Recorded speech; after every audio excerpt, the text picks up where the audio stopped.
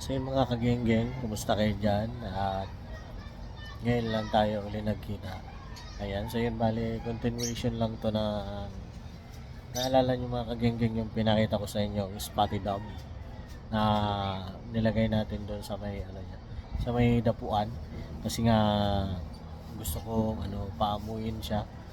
Ngayon ayos na mga kageng-geng, maamo na siya at gusto ko sa inyo ipakita dahil ah, isang technique ang natutunan ko doon at gusto ko yun ibahagi sa inyo mga kageng-geng.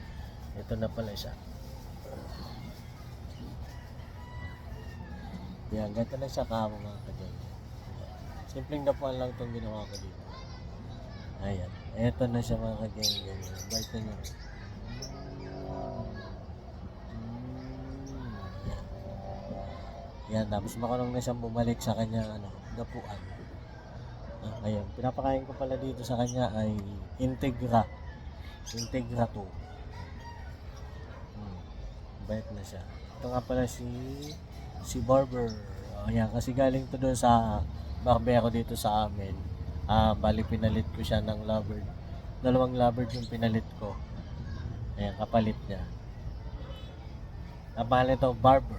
Si Barber. Ayan, maamo na si Barber. Dati nung ang ilap nito, may maamo na siya. So yung mga kageng-geng, kung gusto mong umamo yung ibon mo na alaga, ilagay mo muna siya sa ganito para lagi siyang tapos lagi mo siyang hawakan pagka umaga. Yan, para mabilis siyang umamo.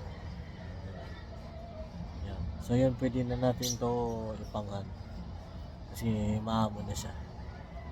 Tingnan natin kung makakahuli siya. At under training na natin to. Update ko kayo mga kageng-geng doon sa magiging hunt nito. O makakakuha siya. Ayun siya mga kageng-geng. Once again, this is Geng Geng Channel. Kung ngayon lang tayo nagkita ay palike mo naman yung video natin dyan at pa-share mo na para yung iba nating mga ka-hunters ay matuto sa pagpaamo na ibon. Sunod ko pala gaganituhin ay yung mailap ko namang alimukon, yung iba yung kanyang kulay, parang abuhin siya. Ayan. Gaganitin ko din siya kasi sumbang ilang. Ayan, update ko kayo dun sa magiging outcomes nun.